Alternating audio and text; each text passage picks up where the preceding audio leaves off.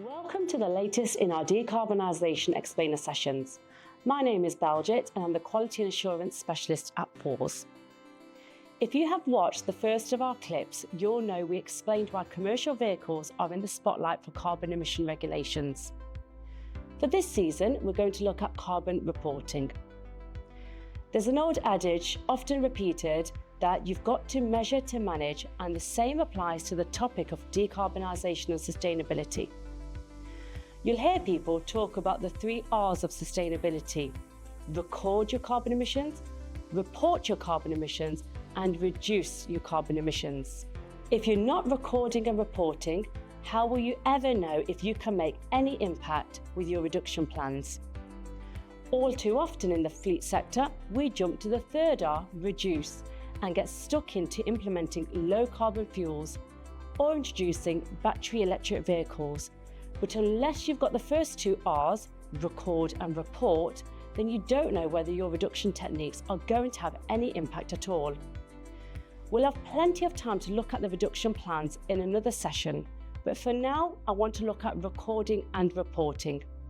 This is the bedrock from which any decarbonisation plan must be built. We're still in the early days of carbon reporting and looking at the requirements from clients and the national authorities. But it is clear there is legislation on the way which will make emission reporting a very important part of any company's key performance indicators in the future. Let me give you a flavour of what's already out there.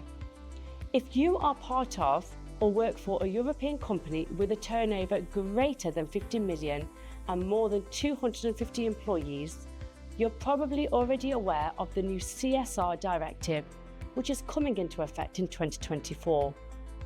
This makes carbon reporting mandatory for in-scope companies. While this is only aimed at larger companies currently, medium-sized businesses with a turnover of more than 10 million will be in scope from 2026. In the UK, we currently have a slightly different approach. It's called ESOS, which stands for Energy Savings Opportunity Scheme.